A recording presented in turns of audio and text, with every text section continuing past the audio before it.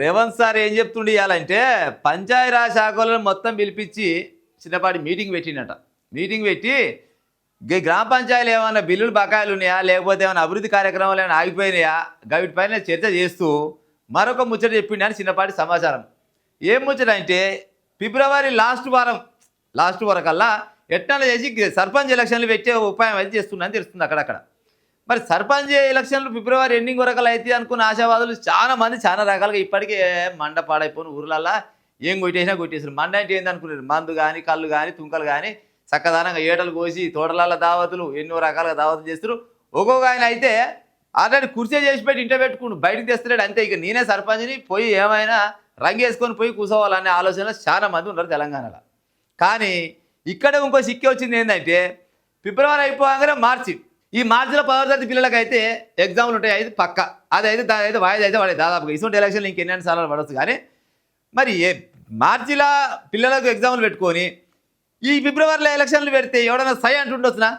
ఇంకోటి ఈ పిల్లల ఎగ్జామ్లు కాకుండా ఇప్పుడు రిజర్వేషన్ ఖరారు కాలే మనకు. ఇంకా ఎస్సీ ఎస్టీ బీసీ వీళ్ళందరికి సంబంధించిన రిజర్వేషన్ ఖరారు అయ్యేసరికల్లా నాకు తెలిసి జనవరి ఫిబ్రవరి మార్చి ఏప్రిల్ మే జూన్ జూలై దాకా కూడా అయ్యే ఛాన్సెస్ అయితే ఉన్నాయి. ఇక నిన్నవన్న అంతా ఖర్చు పెట్టుకున్న లీడర్లు ఏమైపోతారో ఎక్కడైపోతారో నిజంగా వాళ్ళని ఒకసారి ఊహించుకుంటే నవ్వనిపిస్తుంది.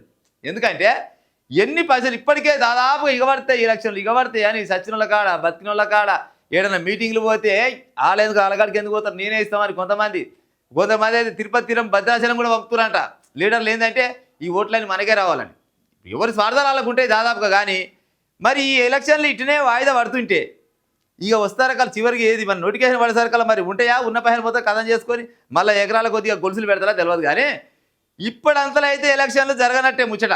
ఇది ఏంటంటే గట్టినే మంత్రాల బలం లేకుండా తిప్పిల బలం ఉండాలన్నట్టు ఏదో ఇబ్బంది పెట్టకుండా వచ్చే వారం వేస్తాం లేకపోతే వచ్చే నెల వేస్తామని దాటేసే ఉపాయం ఉన్నట్టుంది. రిజర్వేషన్లు అనేది ఇంకా అది పూర్తే కాకపోయా. ఇంకా అది రిజర్వేషన్లు ఎట్టయితే ఏం కాదా ఇంకోలికి తెలియదు. గిట్టే ఇవన్నీ ఇప్పుడు ఊర్లలో తీసుకున్న జనాభా సంఖ్య ఎంత ఇవన్నీ కొనబోయి ఒక నివేదిక ఇచ్చి వాళ్ళంతా ఒక తీర్పు వచ్చే లోపే ఓలన్న పడిపడిన వాళ్ళు పోయి చిన్న గిత్త అట్టేట్ అవుతుంది గిట్లా కావాలని అన్నదే అనుకో. ఇక చూడు మళ్ళీ నెల 2 నెలలు కూడా ఆగే ఛాన్సెస్ అయితే పక్కా ఉంటాయి.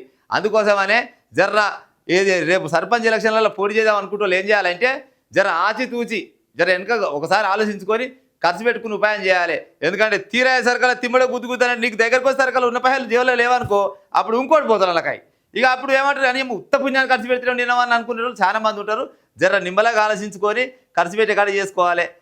ఇచ్చిండు ఫిబ్రవరి చివరి వారం వరకు అన్నాడు. కానీ నాకు తెలిసి ఫిబ్రవరి అయితే కాకుండా కానీ ఇంకా 4-5 నెలలు అయితే ఛాన్సెస్ అయితే బాగానే ఉన్నాయి. మీ అదృష్టం బాగాలేకుంటే ఈ 10వ తరగతి పొరగాల ఎగ్జామ్లు అయిపోగానే ఐపీఎల్ మ్యాచ్లో వచ్చే ఛాన్సెస్ కూడా ఉన్నాయి. ఇక చూడు ఈ గందరగోళం బట్టి ఇప్పుడు ఎందుకులే ఇంకా 4 రోజుల తర్వాత పెడదాంలే అనుకొని ఏదో ఒక సాగి ఇప్పుడు గవర్నమెంట్ తలుచుకుంటే ఏదో ఒకటి చెప్పి దాటేసే ప్రయత్నం చేయొచ్చు కూడా.